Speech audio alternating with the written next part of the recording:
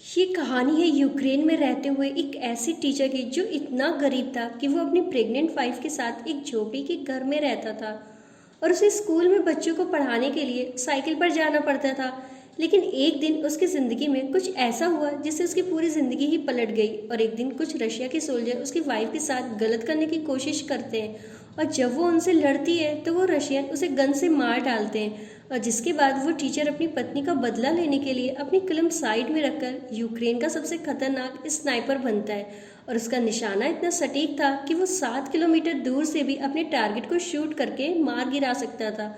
लेकिन वो कैसे उन रशियन सोल्जर्स से अपनी पत्नी की मौत का बदला लेता है और उसे अपने मिशन में किन किन खतरनाक मुसीबतों का सामना करना पड़ता है, चलिए देखते हैं। यहाँ पर निकोला नाम का एक आदमी अपनी प्रेग्नेंट वाइफ नाश्ते के साथ एक छोटी सी झोपड़ी में रहता था।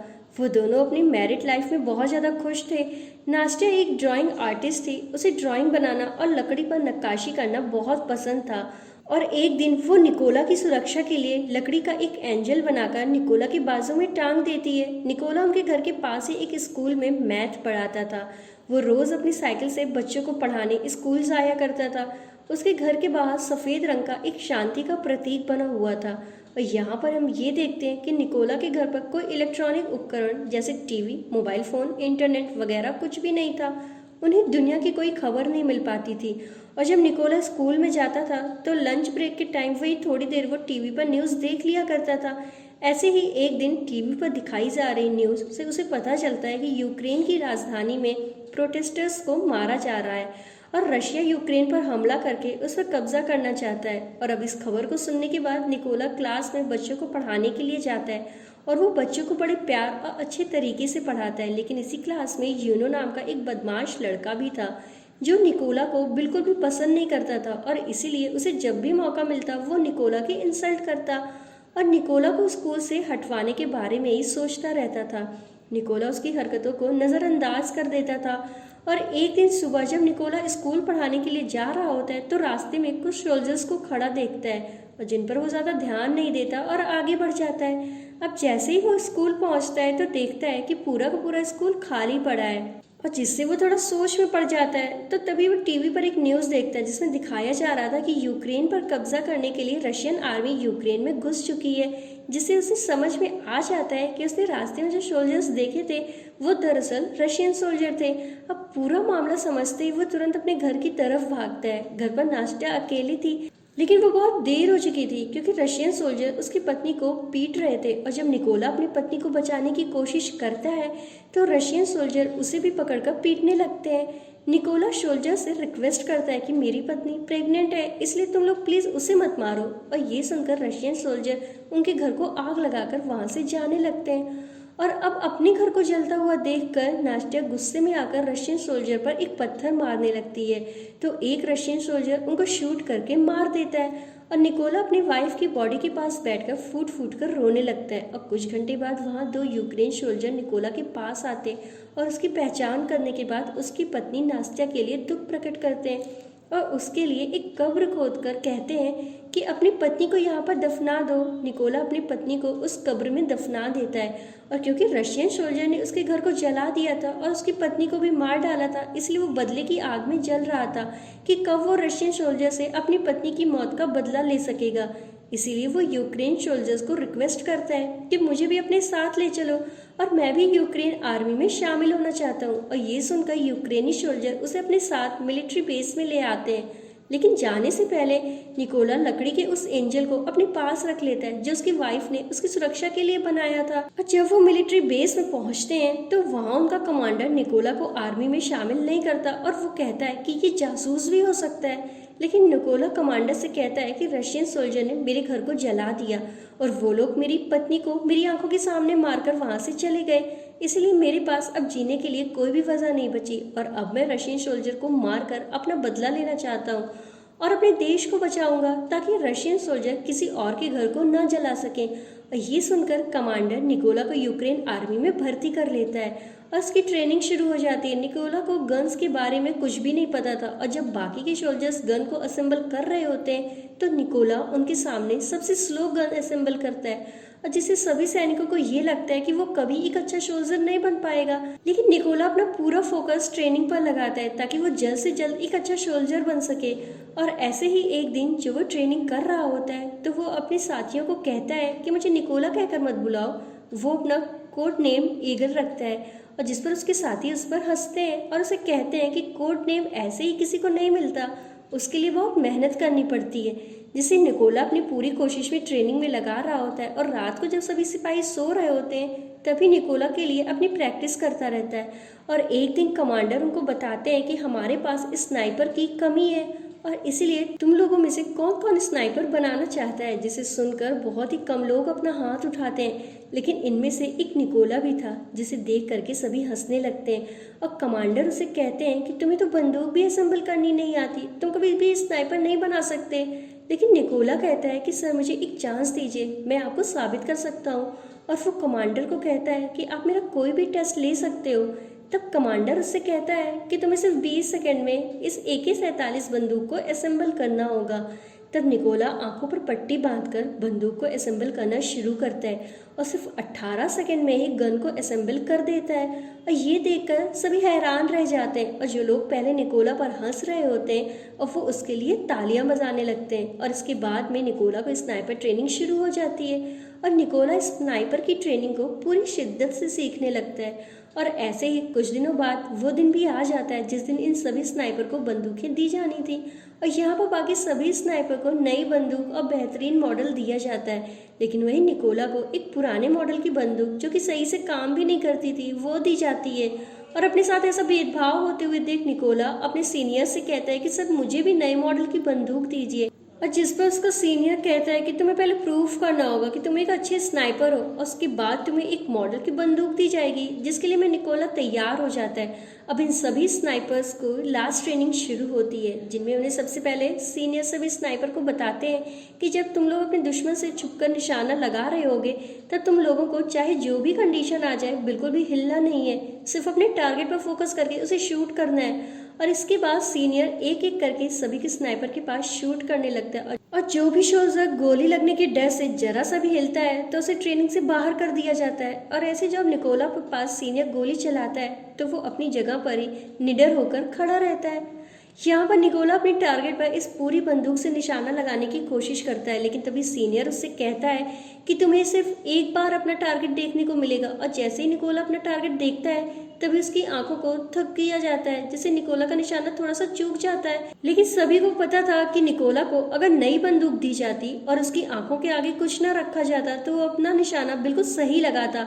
लेकिन कोई भी इस बारे में बात नहीं करता और निकोला भी इस पर ज्यादा ध्यान नहीं देता। और रात को इन स्नाइपर्स को नाइट शूट टेस्ट होता है जिसमें टारगेट को फ्लेयर गन की रोशनी में शूट करना होता है। लेकिन निकोला मैथ में काफी अच्छा होता है, इसलिए वो फ्लेयर गन की रोशनी में सिर्फ अपने टारगेट की दूरी का अंदाजा लगा लेता है। और फिर जब वो पूरी तरह अंधेरा हो जाता है तो वो अपने टारगेट को शूट करता है और उसका निशाना बिल्कुल ठीक सेंटर पर लगता है और जो उसके सिवाय कोई और नहीं कर पाता।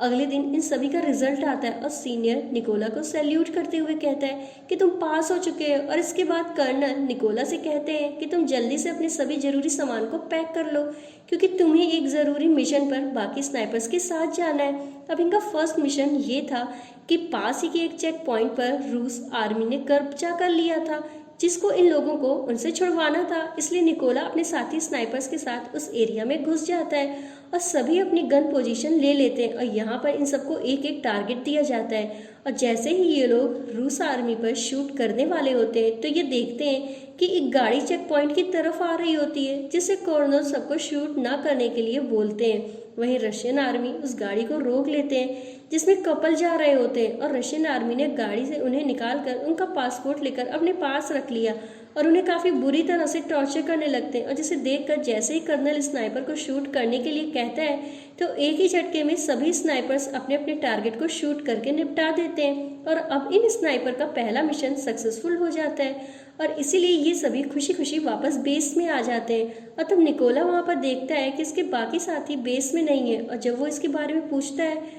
तो उसे पता चला कि वो एक दूसरे मिशन पर गए हुए हैं। और यहाँ पर निकोला को ये भी पता लगता है कि उस मिशन पर उसके कई साथी मारे गए हैं और उन सबको एक ही स्नाइपर जिसका नाम सिरी है उसने मारा है, जो रशियन आर्मी का सबसे बेहतरीन स्नाइपर है। और कुछ दिनों के बाद इनका नेक्स्ट मिशन शुरू हो जाता है और जिसके लिए सभी स्नाइपर उस जगह पर पहुंच जाते हैं और जहां पर रशियन आर्मी कब्जा करने के लिए आने वाली थी। और सबसे पहले निकोला अपने साथियों के साथ बॉम्ब्स फिट करने लगता है और खुद को घास के अंदर छुपाकर रशियन के आने का इंतजार करता है। और जब जैसे ही कुछ टाइम बाद रशियन सोल्जर वहां आने लगते हैं, तभी निकोला देखता है कि रशियन आर्मी में उसका स्टूडेंट इवान भी शामिल था, जो स्कूल में उसे हर टाइम परेशान करता रहता था और अब वो रशियन आर्मी में शामिल हो चुका है।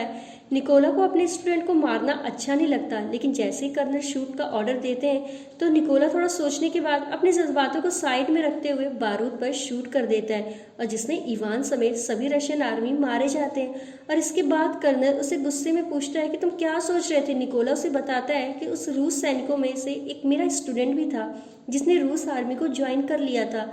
तब कर्नल उसे समझाते हैं कि ये इवान की चॉइस थी कि वो गद्दारों में शामिल हो गया, इसलिए तुम्हें अपने स्टूडेंट के लिए बुरा सोचने के लिए कोई भी ज़रूरत नहीं है। और इसके बाद ये लोग वापस बेस में आ जाते हैं और अब यहाँ पर कर्नल अपना ज़्यादा टाइम निकोला के साथ बिताता है क्योंकि अब वो पूरी तरह से निकोला पर ट्रस्ट करने लगा था।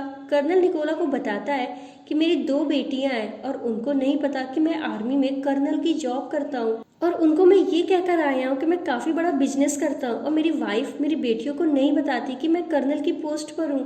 और ये सुनकर निकोला भी कर्नल को अपनी पत्नी की आखिरी निशानी दिखाता हुआ काफ़ी ज़्यादा इमोशनल हो जाता है। सो फ्रेंड्स, आगे बढ़ने से पहले अगर आप चैनल पर नए हैं तो प्लीज़ लाइक एंड सब्सक्राइब करके हमारा सपोर्ट करें। अब इसके बाद अगले दिन ये लोग फिर से अपने अगले मिशन पर निकल पड़ते हैं और ये लड़ाई काफ़ी बड़ी थी, इसलिए सभी स्नाइपर छुपने के लिए गड्ढा खोदते हैं और अपनी पोजीशन ले लेते हैं। और यहाँ पर ये लोग इसलिए आए थे क्योंकि इन्हें कहीं से पता चला था कि रशियन के कुछ सोल्जर्स इधर भी कब्जा करने के लिए आ रहे हैं और इस मिशन में कर्नल निकोला के साथ ही थे। तभी कुछ टाइम बाद निकोला यहाँ पर नोटिस करता है कि उन रशियन सोल्जर के साथ वो सोल्जर भी आया है जिसने उसकी पत्नी को गोली मारी थी और वो सोल्जर बिल्कुल ही निकोला के सामने निशाने पर था। और ये देखकर निकोला कर्नल से पूछता है कि मैं उस पर शूट कर सकता हूँ, जिस पर कर्नल कहता है कि अभी नहीं। निकोला फिर से देखता है कि वो सोल्जर बिल्कुल उसके निशाने पर है और ये शायद फिर से उसे कभी ये मौका ना मिले, इसलिए वो फिर से कर्नल से पूछता है तो कर्नल उसे फिर से मना कर देते हैं। अब क्योंकि निकोला का मिशन ही यही था तो वो अपनी पत्नी का बदला ले, इसलिए वो खुद पर कंट्रोल नहीं रख पाता और उस सोल्जर को शूट करके उसे मार डालता है। लेकिन इससे रशियन सैनिकों को इसके बारे में पता चल जाता है और कर्नल निकोला पर गुस्सा आ जाते हैं और तुमने ऐसा क्यों किया। तभी सिरी रशियन आर्मी का एक तेज तर्रार स्नाइपर था और वो कर्नल को शूट करके मार डालता है और सभी रशियन सोल्जर बॉम्ब फेंकने लगते हैं, जिससे निकोला कर्नल की बॉडी को उठाकर वहां से दूर भागने लगता है। लेकिन कुछ देर बाद वो रशियन की रेंज से बाहर चला जाता है और निकोला वापस से बेस में आता है क्योंकि वो बहुत ज़्यादा उदास था क्योंकि उसकी गलती की वजह से कर्नल मारा गया था। निकोला अब ये कसम खाता है कि वो सिरी को कैसे भी करके कहीं से भी ढूंढकर उसे मार देगा और वो कर्नल की मौत का भी बदला लेगा। इसलिए वो अगले मिशन के लिए अकेला निकल पड़ता है और थोड़ी दूर जाने के बाद उसे कुछ रूसी स्नाइपर्स की लोकेशन का पता चलता है, जिससे वो अपने टारगेट फिक्स करके एक रूसी स्नाइपर को शूट करके मार गिराता है। लेकिन तभी दूसरा रूसी स्नाइपर शूट करता है, जिससे निकोला के हाथ को गोली छूकर निकल जाती है और वो घायल हो जाता है। लेकिन फिर भी निकोला उस स्नाइपर को शूट करके मार गिराता है और अब क्योंकि निकोला जख्मी था तो इसलिए वो एक सीक्रेट लोकेशन पर जाकर अपने जख्म को ठीक होने का इंतजार करता है। और तभी आर्मी हेड उससे कहते हैं कि हमारे इन्फॉर्मर ने उस सिरी का पता लगा लिया है जिसने कैप्टन को मारा था। और हेड निकोला को कहते हैं कि तुम जल्दी से बेस पर आ जाओ। और जो से निकोला पास पहुंचता है, अब मिशन शुरू होने से पहले सभी सैनिकों को सारी इन्फॉर्मेशन दी जाती है कि सिरी स्नाइपर की गोलियां बहुत दूर तक अपने टारगेट को हिट कर सकती है। उसने अब तक 5 सबसे कारगर यूक्रेनी स्नाइपर्स और 3 मशीन गनर्स को उसने मार गिराया है। और हेड उन सबको ये भी बताता है कि सिरी पहले सोल्जर को मारता है और फिर उसके फोटोज और वीडियोस को रिकॉर्ड करके इंटरनेट पर पोस्ट कर देता है ताकि वो यूक्रेनी लोगों और खासकर यूक्रेनी आर्मी का मनोबल तोड़ पाए और वो हार मान ले। इस सिरी के पोस्ट इंटरनेट पर डालने से यूक्रेन आर्मी उसके लोकेशन का पता चल गया था और यहाँ पर कुछ सैनिक कहते हैं कि हमें इस लोकेशन पर माइंस लगा देना चाहिए। तभी निकोला कहता है कि हम ऐसा नहीं कर सकते क्योंकि जब तक हम उस जगह पर माइंस बिछाएंगे तब तक सिरी हमारा सफाया कर देगा। इसीलिए हेड उनसे कहता है कि हम वहाँ 2 ग्रुप में जाएंगे और एक ग्रुप उन रूसी स्नाइपर्स पर सामने से अटैक करेगा जिसमें वो लोग बिजी हो जाएंगे, तभी दूसरे ग्रुप वाले उन पर अटैक करेंगे और जिससे उनका ध्यान बट जाएगा और निकोला इसी का फायदा उठाकर उस बिल्डिंग के अंदर चला जाएगा और जहाँ पर रशियन स्नाइपर होंगे और उनको मार गिराएगा। अब सारा प्लान बन जाने के बाद ये लोग बिल्कुल ऐसा ही करते हैं और जल्द ही अपनी अपनी पोजीशन पर पहुंच जाते हैं और रशियन का ध्यान भटकाने में कामयाब भी हो जाते हैं और निकोला को मौका मिल जाता है बिल्डिंग में एंटर होने का। निकोला वहां पर अपने सामने दो रशियन स्नाइपर को देखकर उन पर हमला करके उन्हें मारकर आगे बढ़ता है। निकोला अपने साथियों को कहता है कि मेरा रास्ता क्लियर कर दो, जिससे सभी यूक्रेन स्नाइपर्स रूस की बहुत सारे सैनिकों को मारकर उसके लिए रास्ता साफ कर देते हैं और निकोला आगे बढ़ता है। तो वहीं सिरी नोटिस करता है कि कोई भी सोल्जर उसे रिपोर्ट नहीं दे रहा, जिससे उसे थोड़ा शक होता है और वो चेक करने के लिए छत पर जाने लगता है क्योंकि छत पर भी एक रशियन स्नाइपर था जो अब मर चुका था। और ये सब देख करके वो वापस अपनी पोजीशन पर आ जाता है। तब उसे निकोला की पत्नी का खिलौना दिखाई देता है और इस वक्त में निकोला ऊपर से कूदता है और वो सिरी को मार डालता है। तभी एक और रशियन स्नाइपर को थोड़ी आवाज़ आती है जिससे वो अलर्ट हो जाता है, लेकिन निकोला इस टाइम उसके पास एक ग्रेनाइड बम फेंकता है और उसे स्नाइपर को भी मार देता है।